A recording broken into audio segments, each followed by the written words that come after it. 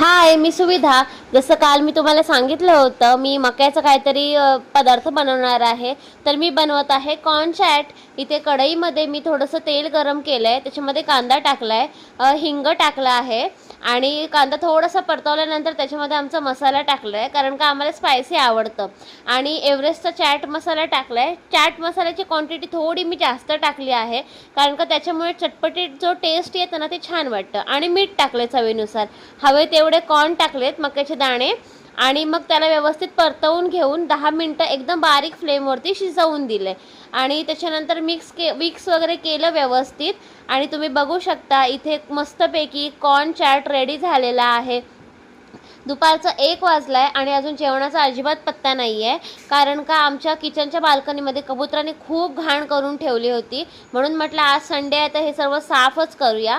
आणि त्या कबुतरं यायला नको म्हणून आम्ही ही अशी जाळी आणली होती, तर ती पूर्ण बाल्कनीमध्ये आम्ही जाळी लावून घेतली, कारण का कबुतराही खूपच त्रास दिला होता.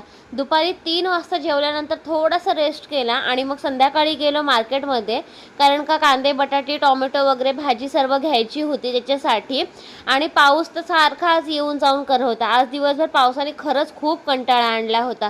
आमची थोडीशी खरेदी होती ती केली आणि त्यानंतर आम्ही गेलो शेवपुरी खायला. खूप दिवस आम्ही शेवपुरी पाणीपुरी असं काही खाल्लंच नव्हतं, म्हणून गेलो खायला. आणि म्हटलं जरा स्मरणीला पण देऊया खायला, कारण का ती पण कधी जास्त खात नाही म्हणून.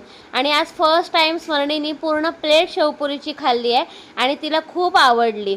घरी आली, जेवण वगैरे केलं. And this is my all time comfort zone.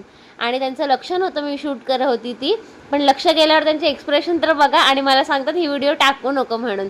जेवणामध्ये आज होतं पनीर मसाला आणि कांद्याची भजी. रात्रीचं जेवण वगैरे झालं, त्यानंतर ताईकडे जायला निघालो, कारण का स्मरणीला उद्या स्कूलला सुट्टी आहे. तर ती मला म्हणते की मम्मा आज मी मावकडे जाते राहायला, खूप दिवस गेली नव्हती म्हणून. आणि असा होता माझा आजचा दिवस. बाय.